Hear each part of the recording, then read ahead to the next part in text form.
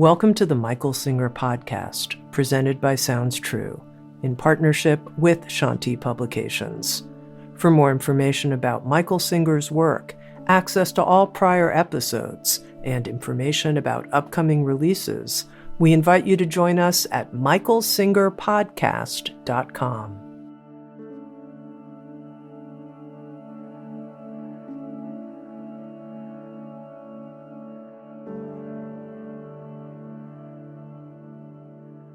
Jai Masters. What is transcendence? Mystical teachers, all the deep teachings, very deep teachings, talk about transcending this world, attaining a seat of permanent transcendence. It's very misunderstood. It does not mean you leave the world. It does not mean you don't deal with the world. That's not what transcending means. It means that when you're in the world, whatever happens, happens. And you're at peace with it. You have transcended the yin and the yang, the duality of life. You don't have to leave life to do that. Great masters were married, they had children, they ran businesses. Yukteswar said a guru is very shrewd in business affairs. So don't think that transcendence means leaving, getting out. It really means getting in, but being okay while you're in. That's what true transcendence is. You don't have to do anything. Whatever unfolds, unfolds. And you remain in equanimity. You remain at peace. That's what transcendence is. You transcend the variations that life causes inside of you. Not you transcend the variances of life. Nobody's going to even out life. There's storms, there's sunshine, there's billions of things going on all the time. The Master doesn't stop that. They're okay with it. They're at peace with it. The state that they reach, the state of transcendence, is an inner state. And whatever's going on in the world, they experience it and they remain at peace. Do they not have feelings? I've been telling you, it's so beautiful. Ramakrishna, who was completely transcendent at a very young age, like 6 years old, he was falling into samadhi spontaneously. They asked him, Master, does an enlightened being ever feel anger? And he said, yes. He said, it's like riding on water. Okay, like you fill the bathtub with water and write an essay. How long does it last? As soon as your finger passes over it, it's gone. That's what happens when you're in a deep seat. Emotions can happen. The world can happen. Different things happen. And they come in, and you don't stop them. There's no reason to stop them. Why? Because you're okay with them. You don't express them. Why? Because there's no need to express them. They don't get caught. When you express things, I'm talking about the lower human emotions, the reactionary emotions, it's because the energy came in and you couldn't handle it. So you resisted it. And when you resist something, energy, when you resist a flow of energy, it shoots out. That's what you call expression. That's why you have trouble sitting at peace with things. And you have to either suppress, a normal human being either suppresses or expresses. You're either not liking what's going on and unable to handle what's going on, so you're pushing it away so you don't have to deal with it. Or it comes up. It doesn't have to be a negative emotion, by the way. You get drives and different situations that come up that you can't handle. You can't allow them to flow freely through you, experiencing them fully till they merge into your being. If you can't handle that, then you push it away, not suppress it. But you hold it back, and then it shoots out. And that's what you call expression. That's what goes on. It's very important to understand. It's not wrong. Don't feel guilty or think it's wrong or anything, but you do hear what I'm talking about. There are energies that come up in you, and you have to express them, or you have to suppress them. There's a thing called transcendence. There's a thing called transmuting the energies. What do you mean? Instead of them coming out as anger, they come in as anger. Something happened. It hit you wrong. It hit something inside of you that wasn't comfortable with it. You let it go. Meaning you push it out? No. You work it out? No. You let it come in and pass completely through you until it merges into your being. I'm telling you that lately. If you have a really, really, really transcendent, beautiful experience, you say things like, oh my God, it was so beautiful. It touched me to the core of my being. Ever said that? I felt like I was in the presence of God. You were. Why? Because you allowed the experience to come all the way inside with no resistance, no pushing it away, no need to let it out of your lower energy centers. So it came all the way up like a river flowing into the ocean, into the sea. It came all the way up and merged back into your soul, back into your state of consciousness. You fully experienced it. We very rarely fully experience things. Why? Because we're scared and we have problems, and so we hold them back. Even love. Come on, you know that. You can be in intimate moments and you're kind of not comfortable and there's talking in there. Yes or no? Okay? Because you can't let go. Because you don't have the ability to allow these energies. That's why people do drugs. They think they're doing fine because they could drug themselves and maybe they can have some experiences, right? I don't ever tell you what to do with your life, but you shouldn't need drugs, okay? You need drugs because you're not okay letting life happen. And so somehow that alters your brain and your consciousness and your resistance and stuff like that. You just basically, things can happen and who cares? Why? Because you drugged your brain, you drugged yourself. Okay? The truth is you really do care. That's why you had to drug yourself. Do you understand that? Transcendence is when you become so open, not just transmuting the energy, true transcendence. You are so open inside that you woke up and you realized that the experience, not what it gets you, not getting accepted or anything like that, but the experience itself is powerful and beautiful. What experience? All experiences. All experiences are worth having, and that is tough for you all to hear. Every experience you have in your life teaches you something. If you hadn't had that experience, you wouldn't know what you know. So if you see a snake, you are better off than a person who never saw a snake. Why? Because you're a knower of snakes. Doesn't have to pick it up, right? You have to take it home, right? But the fact is you had this experience. You're going to go hiking in the Rockies. Do you want to go with a guy that never saw a snake or one that saw one? You wouldn't even ever go with the guy, right? Or the gal. And so basically every experience you have, if you allow it to come into you, merges into your being and you become a knower of that experience. But we don't do that. We don't know how to do that. I want to talk about that. Why aren't we transcendent? The experiences happen. You don't have to pedal, do you? How hard did you work to make experiences happen by themselves? The sun comes up, rain comes up, weather, people talk to you, they say nice things, they say mean things. You better work at it. And you do, by the way. We'll talk about why. Otherwise, they're going to say what they say, aren't they? They're going to do what they do. Have you noticed? They're going to look like what they look like. They're going to wear what they wear. It's just life's going to happen in front of you. It just comes and goes. Why can't it come in and let it touch you and you enjoy and touch and experience the depth of all the experiences? People say, well, what if somebody you love dies? You feel sadness. What's wrong with that? What's wrong with feeling sadness? It means you love them. You don't feel sadness for all the other people that died, do you? I know you like to think you're a very compassionate person, but you don't, because a lot of people die every day. Okay? But so it's beautiful to feel sadness. I shared with you the funeral march.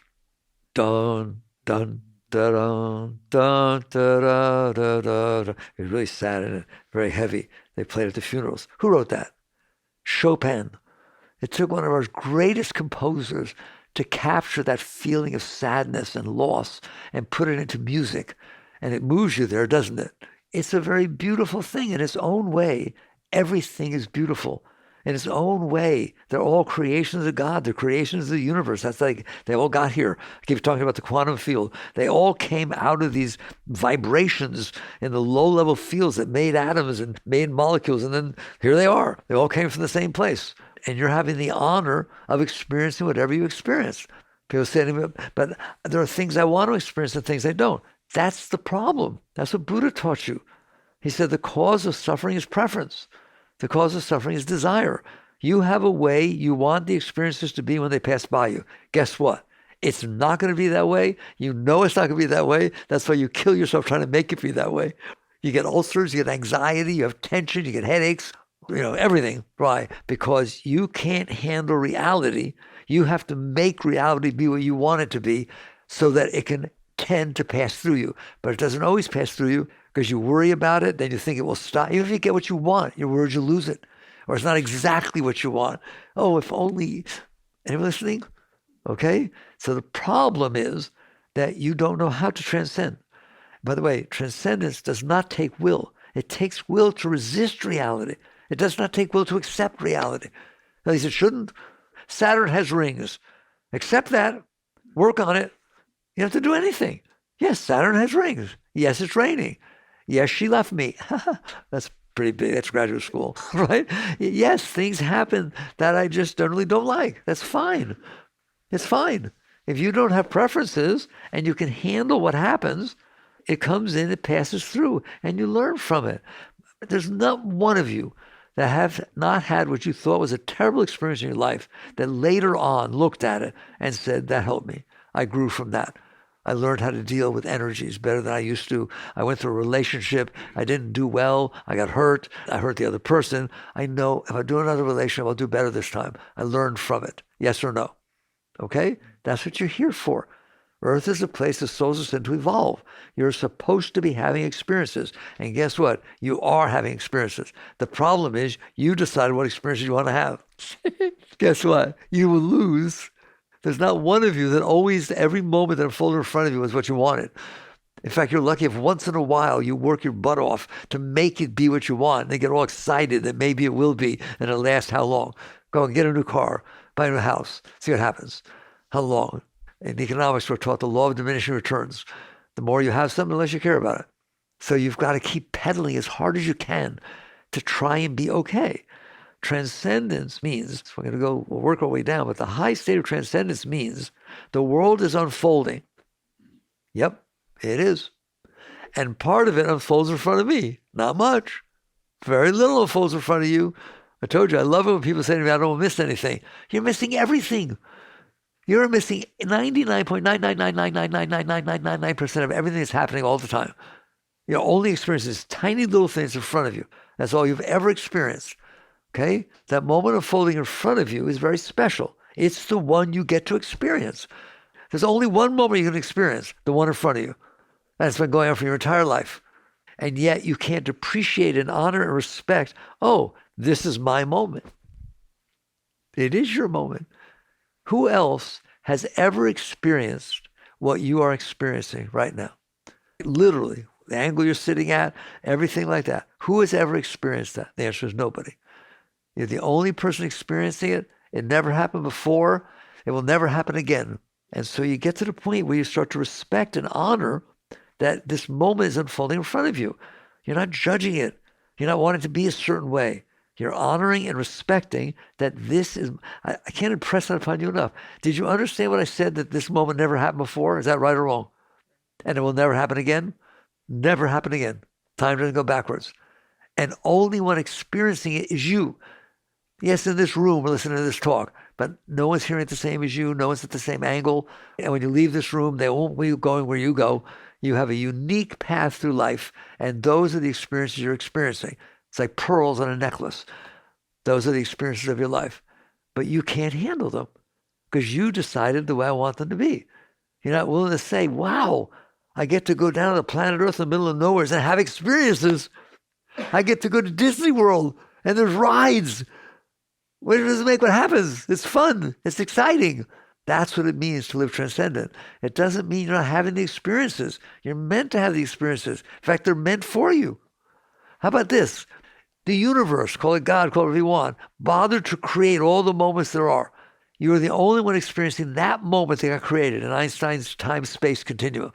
That moment is yours, and you're missing it by not wanting it to be there. Therefore, nobody experienced it. Nobody watched the movie that God made.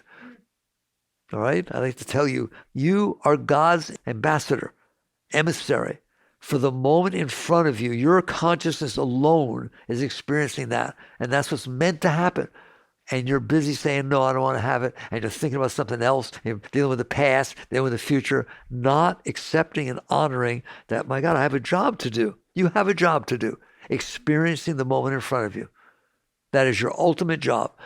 No, I want to think about the things that bothered me in the past. Go on, have fun, because you won't. No, I want to be afraid and worry about things that might happen in the future. Great, have a good time, because you won't. When you get, that's what be here now means. When you get to the point that you understand you have a job, God gave you a job. God came down through your consciousness and experienced the moment that's unfolding in front of you. That's be here now. That's what it means to live in the now. You're not busy sitting saying, I want something else going on. I'm honored to have the experience I'm having. Let's say it's not a nice experience. I'm honored to have a not nice experience. I'm honored to have the experience I'm having. And now the key is, let's say somebody comes up to you and disses you. You don't even know them. They just walk up to you. My God, you're the ugliest person I ever saw in my life. Get off the earth. You don't belong here. You pollute the place. Okay? Somebody says something like that to you. It doesn't feel good. But why does it have to stay stuck in you? Why can it not feel good, like Ramakrishna with anger? It doesn't feel good. It comes in, and then the next moment happens. Nobody ever stood there for the rest of your life saying that to you, except you did. Because you couldn't handle what got said, you kept saying it to yourself inside your head. Wake up what living the now means. It means the world will unfold. There will be something in front of you. Can you honor that? Respect that, no matter what it is. I'm giving you a graduate class here. Birth, death, rain, snow, hot, cold, nice, not nice, mean, really saintly. It's all here. It's all part of the yin and yang. And part of it will unfold in front of you. Are you okay with that? In unison? Of course not. All right. And now you get down to what spirituality means. What does it mean to honor and respect this moment that's unfolding in front of you, regardless how it feels? It means you have to decide why you like some things and don't like others. It's always going deeper. Like people say to me, you say let go of preferences. The third Zen patriarch said, the great way is not difficult for those who have no preferences, right? And they said, well, how do you get rid of preferences? You don't. You do not get rid of preferences. Right? You get rid of the reason you have preferences. The Buddhists say work at the root. There is a reason you have preferences.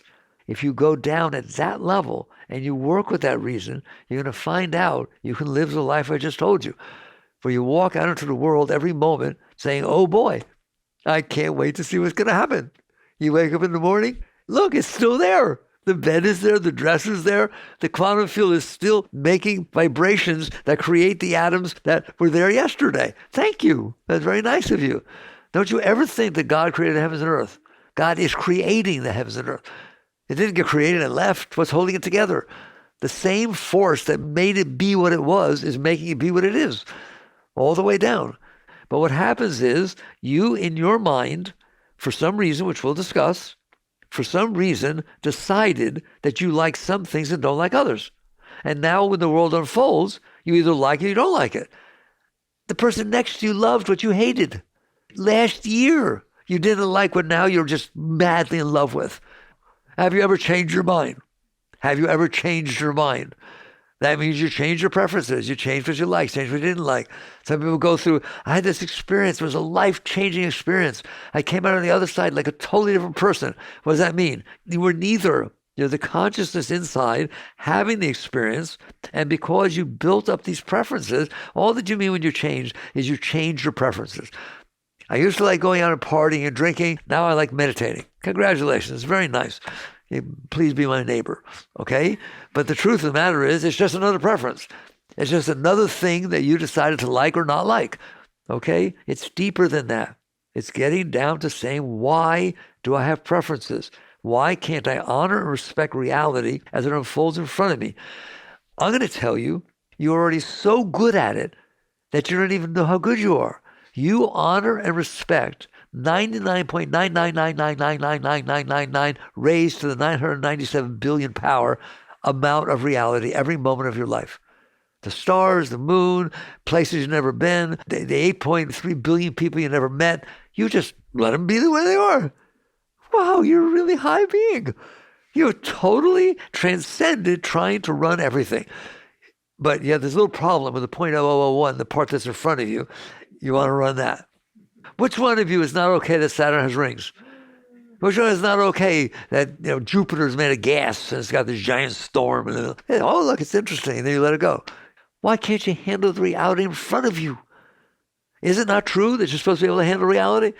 Did Darwin not teach you that in the evolution of species, that adaptability is what evolution means? You're adaptable to your environment. Are you adaptable to your environment? Heck no.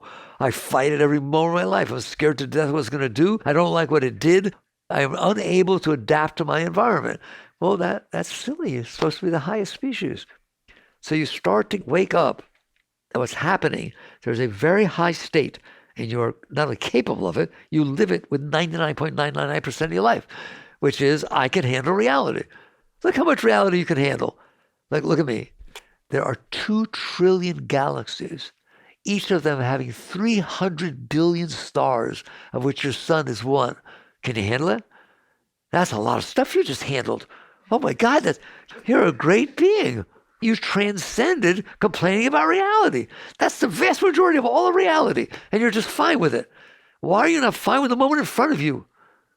The answer is understandable, but it doesn't have to be that way. The moment in front of you is no different than any other moment that's not in front. All right, take a breath. I want to make sure I'm looking in the eyes. The moment in front of you is no different than any other moment in the universe that's not in front of you. It's a moment in the universe. It didn't change its nature because it's in front of you. If you think it did, look to the right. It's not in front of you anymore. That one's bothering you.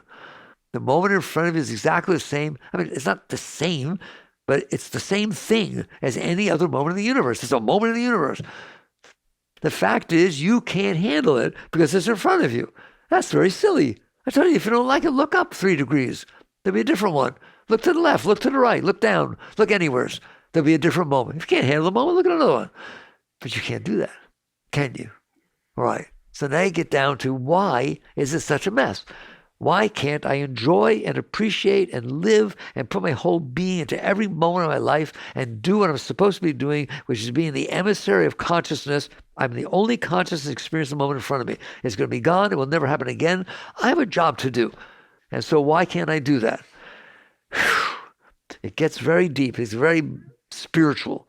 I'm a Jewish person who loves the teachings of Christ, but in the Old Testament, there's this thing called the fall from the garden. That's metaphorical, but it's talking about the truth. And what we just talked about is the original sin and the fall from the garden. What is that? You were and are, in truth, right now, in a state of complete transcendence. You are the one universal creator. That's what your consciousness is. It's one with everything. There's no problem, no argument. You're just experiencing all of creation within your own being. That's who you are, universal consciousness, all right?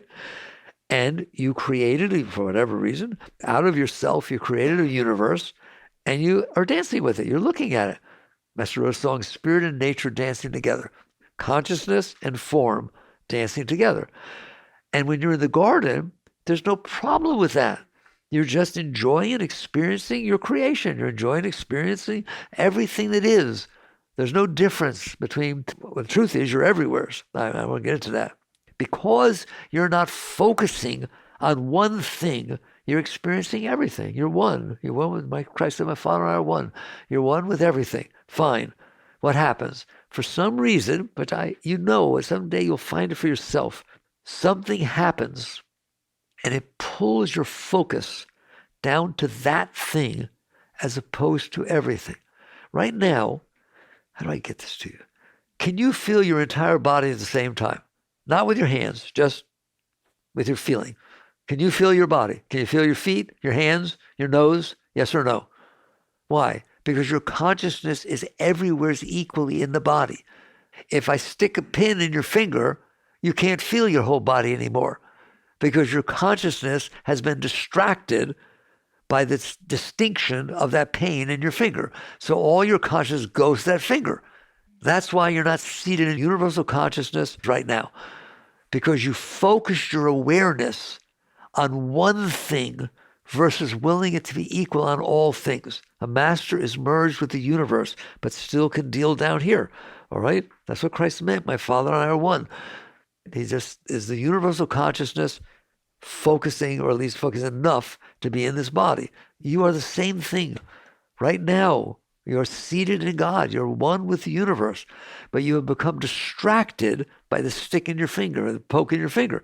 You became distracted by something that caused you to focus your consciousness down on that small, tiny little thing like your body. My God, your body is a tiny little thing. It's nothing, is it? In the realm of things, it's one of 700 billion trillion things in the universe. But your consciousness is focused, distracted by and focused on your body, on your thoughts, and on your emotions. And because of that, they get distracted by the world unfolding in front of you. You are distracted by things that other people are not. because of this stuff you have going on inside your mind and your emotions. So I jumped. What happens is that the original sin is the first thing that your consciousness was not able to stay union with God. Because that thing happened, it pulled me down to it, and now I am separate. It's called the tree of self-knowledge.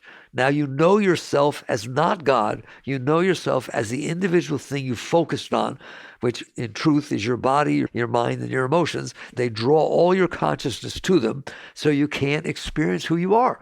Right now, you are seated in universal consciousness. This whole thing of use it to go to God. You're already in God. You're already one. There's no going anywhere. You have to stop leaving. See the difference? Why am I leaving? Because I'm becoming distracted. My consciousness is distracted by one thing versus everything. What one thing? Me. I, me, mine. It just pulls down, and your ray of consciousness, I don't have to leave this chair to focus on that picture, do I? And if I become fixated on that picture, there's nothing else in my universe but that picture. Can I do that? And that's what you've done. Nothing else is in your universe except you. Your body and the feelings that it has and your emotions and your thoughts, you're just fixated on them. And that holds your consciousness down to this tiny object. And then what do? I find out that there's certain things that feel good. Yep, that's natural. There's certain things that feel bad. Some sounds are loud. They're uncomfortable when they come in. Some sounds are soothing. Some people touch you in a way you don't like. Some people touch you in a way you do like. There's different vibrations in creation. The Buddhists say everything has its nature. There's nothing wrong with that. You're not trying to change that. You're not trying to make it so everything's the same. It is what it is. It's part of creation. Now you're experiencing it. Are you able to experience it without making a big deal of the fact that it happened? Or do you have to go down there because somebody said something and think about it for the next 4 hours and then bury it down in you so it screws up the rest of your life and never like the person again? And the answer is yes, you need to do that. No, you don't. All right? It's basically you can let events happen and they come in and you experience them. So transcendence does not mean not experiencing. You experience them, but they're not stuck inside of you. They come in and they pass through, and now you're ready to do the next moment.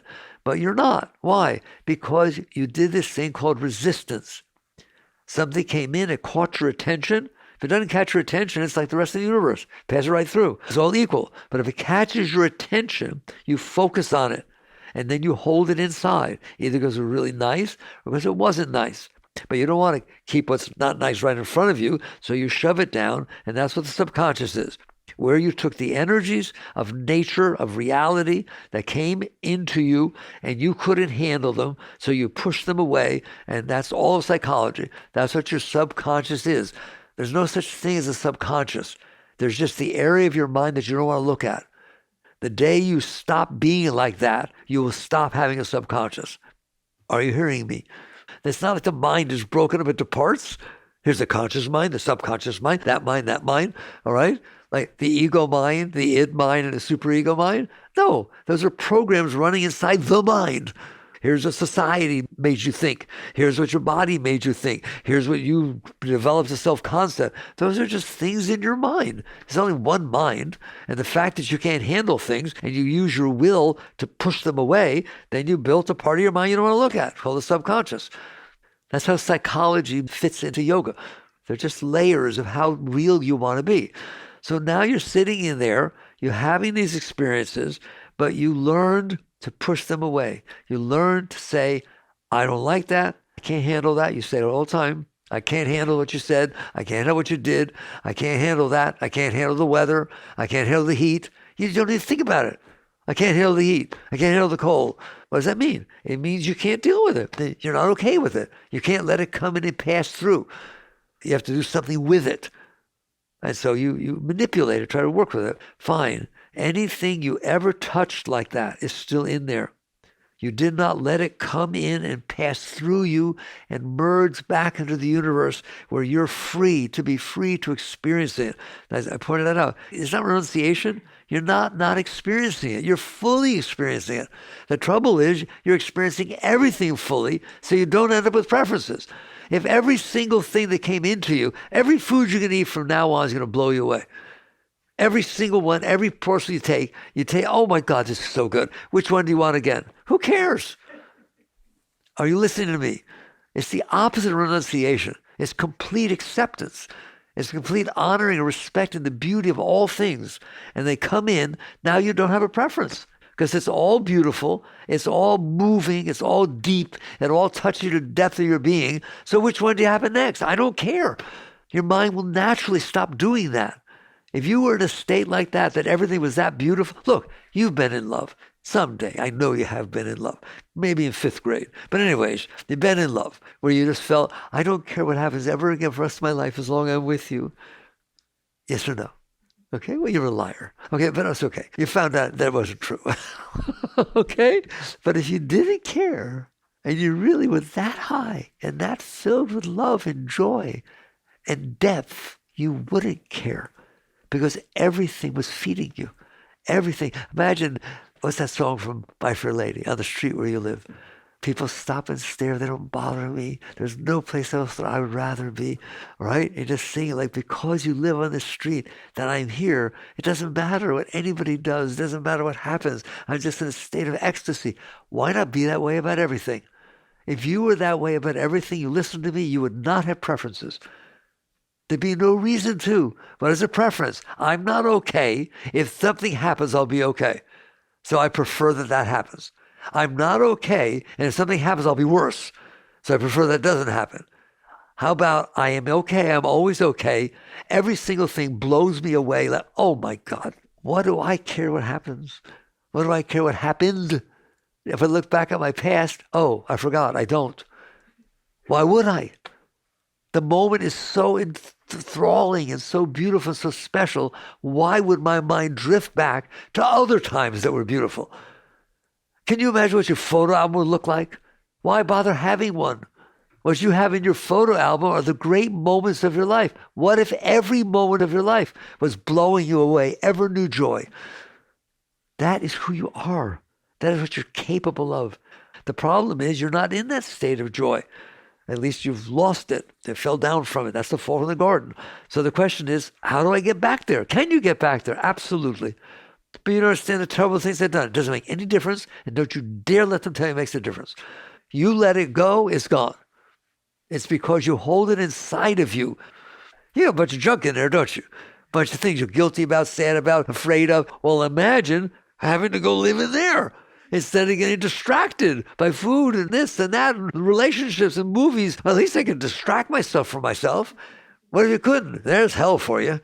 And so basically you wake up and you realize, I'm a great being. I'm a being of great light. I'm a being of ecstasy. Satchidananda is the nature of my being, eternal conscious joy. What have I done? There were situations that happened at some points in my life, about all the points in your life, different things happened, that when they came in, me, the consciousness, was not able to let them flow into me. The river wasn't free to flow into the ocean, into the sea. So what happened? We dammed it up. What happened? It floods. You understand that? Go dam up a river and see what happens. It'll be dry downstream and it'll be flooding upstream.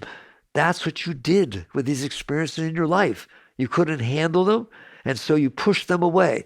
That is equivalent to blocking them inside of you. They will stay inside of you. They're like a virus on a computer. They will multiply and grow deep underneath you, and they will keep trying to come back up, don't they? Right? You dream about them, something reminds you of them. You tell somebody, I don't like to talk about that. Why'd you bring that up? There are things that you stored inside of you that if something reminds you of them now, even though they're not happening, it bothers you. How ridiculous is that? It's not even happening. That's how you need to look at it. Don't let them make you babies. Oh, poor thing. That happened to you when you were 5? How old are you now? 65? Wow. It'd bother me too if that happened to me. No. That's unacceptable. It's not happening. It shouldn't be bothering you. You should be dealing with the moment in front of you and learning to love it and enjoy it and open it. But you didn't do that. You pushed it away inside. Suppressed it. That's Freudian stuff. You pushed it away inside. It's still there. The energy did not get to finish its journey through the universe. It made it through every place else, but it didn't make it through you. It made it through all the people next to you. They don't think about it at all. But you think about it all the time. Isn't that silly? It didn't finish its journey because you blocked it. And so now it's causing all that trouble inside of you. And now anything that reminds you of it, you don't like it. So now you have a preference. I prefer that nothing remind me of the thing that I couldn't handle when I was 5. And it doesn't mean when you were 5. I prefer that when I go home, nothing reminds me of the bad day I had at work. Come on, I had a bad day. Treat me this way. Don't talk to me like, don't do that, et cetera, et cetera. You just do it all the time. Because you couldn't handle your day at work, you come back with an attitude. Because you couldn't handle when you were 5, you carry this with you your entire life. How many of these do you have? Oh my God, I think you have more than there are stars in the sky. You resist everything. And then what happens is once you can't handle things, then you resist all the things that remind you of it. And everything reminds you of it. Go have a bad day. Have your boss yell at you or say something and see what happens. Don't talk to me that way. My boss talked to me that, well, your wife's not your boss. But it still sounds like it, doesn't it? They're picking on me. And so you wake up and you realize that the reason you can't live in ecstasy and joy and transcendence all the time is because you stored all this stuff inside of you. And now the reality of life can't make it through you. Pretty much nothing can make it through you now. Everybody has to be exactly who you want them to be, when you want them to be that way. Everything, oh my God, you're so specific. All of those specifications are because of past experiences that you suppress inside of you. That's why you like this, don't like that, and why you et cetera, et cetera, et cetera. I mean, yes, is some of it biological? Yes. But as far as psychological things, what you like about people, what you don't like about people, that is not genetic. I don't care what they tell you. You have built up stuff inside of your psyche, inside your mind and emotions over the course of your life that you don't like. And anything that reminds you of them, you don't want to happen. That's where your preferences come from. I told you, do not get rid of preferences. You get rid of the cause of preferences. That is the cause of all your preferences. If you cleaned out and did not have that stuff inside of you, you would walk into the world and think it's the most amazing place. Everything that happens. It's like, oh my God, look what happened. Isn't that far out? This is going to be interesting. Now, that doesn't mean, I want you to hit me and say, but are we supposed to interact? Yes. Yes, I told you, you're here to interact with that moment, but not because you can't handle it. There's different reasons you interact with the world. One of them is I can't handle what happened. Therefore, I have to manipulate in my interaction with the world to make sure it doesn't happen again. That's extremely personal, isn't it? I'm not doing anything to help anybody else. I'm doing something to help me. It's all about me. Don't talk to me like that. Don't act like that. Don't stand so close to him. Don't dance with him. Don't make that, right? I'm jealous. I'm scared. I'm insecure. Therefore, you are to change. You better be the way I need you to be. Now you're out there interacting with the world. You're really interacting for yourself, okay? There is a state in which you're fine. You're not doing that. You're filled with love. You're filled with joy. By all means, bring it into the world. See what you can do to help others. See what you can do to raise the energy. But that's not doing it because you're not okay and you're trying to do something to make you be okay, which is why almost everybody does everything they do. I'm not okay, so you better be like this. I need to make the money. I need to do this. I need to like me. I need every single thing I need. Why did I use the right word? Every single thing I need. What does it need? If you're totally okay inside, do you have any needs? Aside from your biological food, clothing, and shelter? No. A need means I'm not okay. And I need you to be a certain way to take care of the fact that I'm not okay. And you better get with the program. I hope you're having fun, because it's not fun, and it will never lead you to a state of joy and well-being or God or anything like that, right? It will just lead you into ulcers and tension and anxiety and worry because you need things to be a certain way. Well, why do I need things to be a certain way? Because you're blocked. Because your natural Shakti flow, your energy flow that should be flowing freely inside of you, lifting you to the highest states of your being all the time. Okay, that's where Master lives. All the time, just wave upon wave. You want to be there? You're capable. Every one of you are capable. That is your natural state.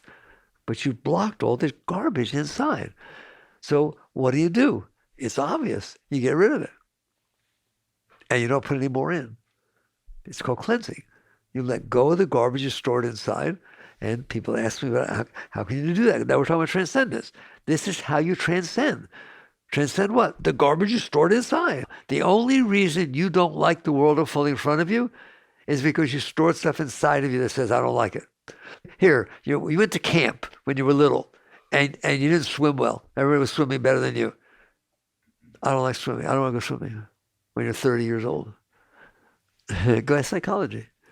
Man is the sum of his learned experiences. You built this thing in here based upon your past experiences. Do you have to? No. Should you? No. Things should come in and be experienced and feed you and learn and then come out and interact with the world, open, loving, giving, ready to go, raring and ready to go.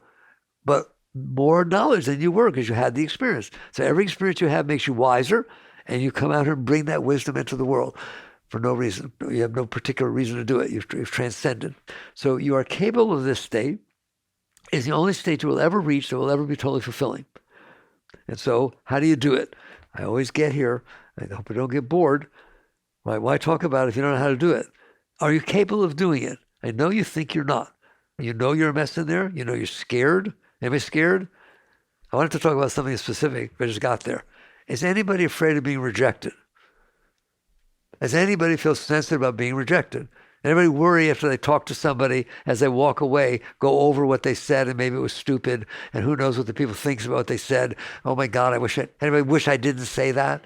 Or I wish I did say that. Oh my God, that would have been a smart thing. Anybody? No? Okay, why? Because you need to be accepted. You have a deep need to be accepted. And psychology says to you, oh, that's part of your social animal. It's a natural thing to be accepted. It is not. It is not. It's because there's something wrong with you. You're whole and complete within yourself. You're free to express yourself freely, open, because I'm going to do it once deep. People are not accepting or rejecting you. They are accepting or rejecting themselves. Now that sounds very New Age talk. Watch. My mother was a certain way. My father was a certain way. My first girlfriend was a certain way. Your hair reminds me of what my first girlfriend who dumped me was like. Therefore, I don't like you. I don't not like you. I don't like what happened to me. All right? Or the opposite. You look a lot like the girl I dated in 5th grade. Oh my God, I've been looking for her ever since. I was so beautiful relationship. She left before we ever had an argument or anything. And you look like her. Can we go out? Right? They don't like you. They like themselves. They either like the part of you that is stimulated inside themselves, something they were strong. Are you listening to me? Okay? Watch. Oh, I love how you look. Look at all your tattoos. Oh my God, what are you, weird? You got tattoos on your tongue? It's not you that they're judging. It's themselves. It's their patterns that you are stimulating, and they are either liking or not liking that. And how true is that? You're that way, aren't you? And so what are you going to do? Everybody's different. I've been teaching that lately. Psychology says man is the sum of his learned experiences. That's not true. I'm the consciousness watching this idiot down there that is the sum of his learned experiences. But he is. He's the sum of his learned experiences. What else could he be? Right? He got programmed by the experiences he had. So is everybody else. So if you stimulate something inside of somebody that they get turned on, you just turned off the other person that was standing there. How are you going to please everybody? Stop it. Liberation and transcendence means I understand you're not liking me, you're liking you. Now imagine that I wore exactly the dress or suit or ripped pants, all right, whatever it is you like, and you got turned on. You say, oh my God, I love you to pieces. I love what you're wearing. I don't know what to put on tomorrow. I can't wear the same thing, right? You hear me? You worry immediately all the time because you're trying to somehow impress somebody to like you. It has nothing to do with you. It has to do with them. And even if they like you because of something you did, they won't like the other thing. You better worry about it. It's a lose-lose situation to care about what people think about you. It does not make any difference what people think about you. It matters who you are. It matters what you're doing inside yourself and what you're feeling and experiencing. And what's really funny is if you did that and let go, they all love you. Imagine being with somebody who's not judging you and doesn't want you to do anything for them or anything like that. They're just completely whole within themselves. They flock to you like flies. Wake up. You don't want to carry this with you for the rest of your life. It does not make one single difference what people think about you. It matters how you're doing inside yourself and how you're dealing with yourself. And so how do you get to a state like that, which you are all capable of? Wouldn't that be nice? So I'll go into the world to be real and not have to worry if you burped or sneezed or if you dropped some ketchup on your pants at lunch. You are whole. So how do you do that? It's all because you stored all this stuff in there over the course of your life that now you have to carry this burden and you have to make things fit and be the way you want them to be. Otherwise, you're not well. You're not doing well. So you start, I do it in the new book, Living Untethered. You start by saying, okay, I'm a mess because I stored all this mess inside of me. Over time, it's going to take time. It's been in there for a while. You made a collection of everything that ever bothered you in your life. You collected bad experiences. Well, then you're not going to be very happy. You're going to be a mess. So you start by waking up in the morning, every single morning, and saying, I ain't putting no more in here. It's bad enough I got all this in here. A lifetime worth of bad experiences. I'm going to go through this day like a game, like a video game. I'm going to go through this day without storing any more bad experiences. Well, what if somebody says something you don't like? I'm going to learn to let it go. Now you understand what I mean by letting go. It doesn't mean you interact with the world letting go. It means inside you let go of what you would have stored because you couldn't handle it. Inside, say, I can handle this. I can handle this. I can handle this. A perfect mantra for the Western mind. Give it a shot as you walk through your day. And you'll see how often it wanted to say, I can't handle this, all right? And you just use positive thinking, breathing, letting go, whatever you want. Do not let moments that unfold during this day get stuck inside of you. Be able to leave that moment, imagine, living in the now. There's the moment I had with you, with whoever, talking, school, this, that, business, whatever it is, and then the next moment happened. Can you go to the next moment without carrying the last one inside your garbage? Or do you have to process it? Well, we don't even know how to process it. You're taught really in high teachings, right? Process the moment so you don't carry it with you. Eventually, you won't have to process it because there's no reason to carry it with you because you don't care what people think about you. That's very different than, I don't care what they think about me. You do so. You're just hiding it. What if you really don't care? I really, really don't care. Then I'm free. I'm free to enjoy my life. I'm free to interact with you. I don't have to walk away. I wonder if she thought, oh my God, I would like to be free of all that. You're capable. You just do it little by little, every day. You handle the moments that are unfolding in front of you. You let them go. You'll see the tendency to touch them, to push them around, to cling to them. What about nice moments? That's postgraduate school. I don't like to talk to you about it, but people ask me. There's negative some scars. Those are the patterns you hold, negative. And there's positive some scars. Both will bind you. What do you mean? I met you. Oh my God, I met you. It was so beautiful. I haven't felt good for weeks. And all of a sudden, just I met you, somehow you opened me up. It was so beautiful. What do you do about that? You say thank you and you move to the next moment. No, I want to see you again. I don't want you to leave. Stay here, right? Why can't I just like the fact that I had this nice moment? Why do I have to own it? Because I don't think I'll have another one. I've had so few of them, you hear me? So I cling to them little by little. And again, you can keep your nice moments. That's graduate school, okay? But at least the ones that bother you, that hit your stuff, let go right then to the best of your ability. If you can't, then do some breathing. And at the end of the day, sit down and see, did I let go? What did I bring with me from the day? Because you're going to have another one tomorrow. Watch it. If you start collecting that stuff, it's going to be a great burden. Okay? There's a line in, I think it was Raiders of the Lost Ark or something. It's not the years, it's the mileage. How much did you collect instead of letting go? Because that's what bends you over in life. Okay? And so you practice in the morning, committing myself. I'm not going to put any more in here. No matter what happens, I'm not going to. And then in the evening, you sit down and you try to let go. I used to call it neutralizing. But so-and-so said so-and-so. Is that okay? I give you the methodologies I've learned to use. So-and-so said so-and-so. I say, hello, Mick. Shh. Listen, don't shut up. I used to tell them to shut up. I don't do that. Just, right. Are you sitting in a little planet spinning in the middle of nowheres? There's 8.2 billion people. One of them said something, right? And like, get off the planet for a minute. How big is the planet? I don't know, 1.3 billion Earths fit inside the sun. And you care what happened, that little dinky little spot that's circling one star, and there's 300 billion stars in your galaxy and 2 trillion galaxies. Whoa, that was sure a big event, wasn't it? You try to neutralize it. Use your mind. You can use your mind. That's the ultimate of positive thinking. Expand your frame of reference until it looks like nothing. Then come back and have fun. So at the end, neutralize, let go. Don't carry this stuff with you.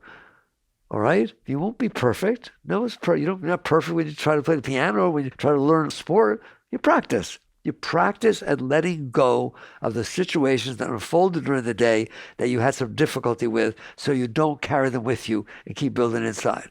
If you do that, I am warning you, skull and crossbones, don't tell me I didn't tell you. If you stop putting more in there, the old stuff's going to come back up by itself. It's what we call a LIFO stack. Last in, first out. So the last things you push down there are going to be the ones you dream about, the ones you talk about. If you stop doing that, you become more open. Then that garbage doesn't want to be in there. God, I really talk about it in Living Untethered. Your body has an immune system, does it not? Why? To try and keep foreign matter out, bacteria and viruses and all that. It does an amazing job. Your mind and your heart are way more intelligent than your body. If you live in cells, your mind is brilliant. Look what it learned about everything. And your heart is, oh my God, it's the greatest thing. It doesn't want that stuff on top of it.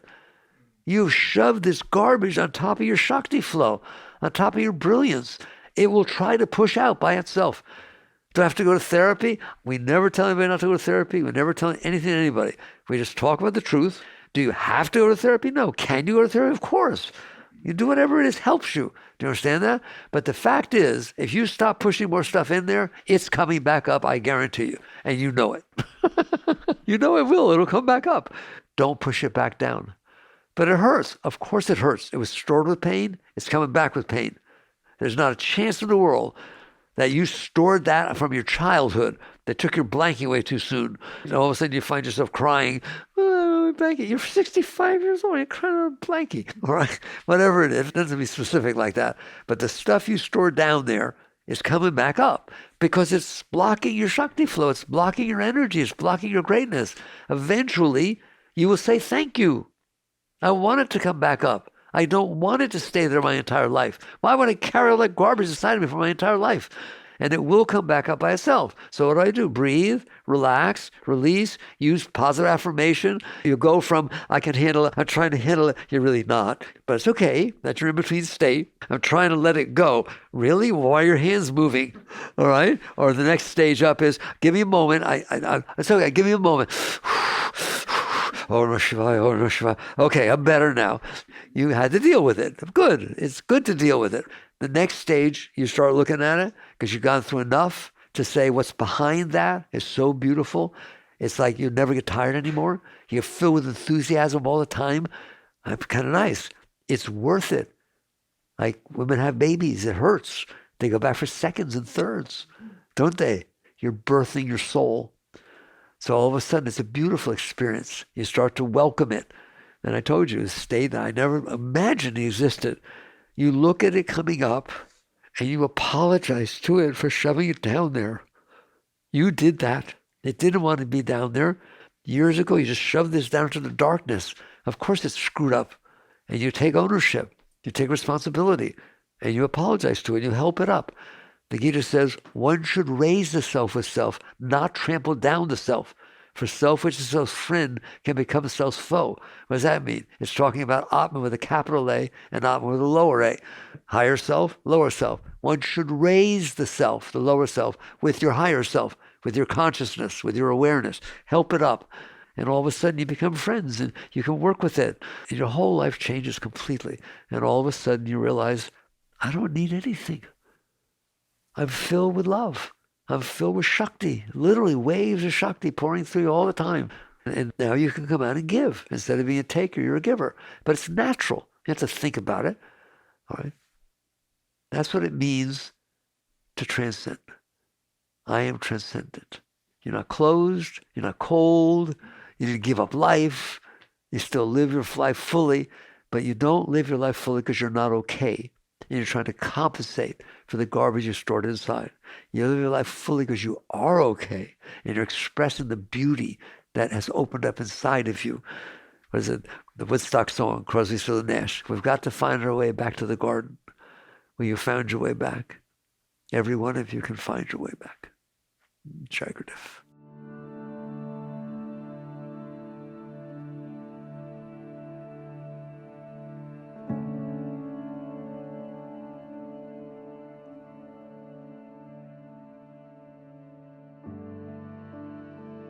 You've been listening to the Michael Singer Podcast, produced by Sounds True in partnership with Shanti Publications.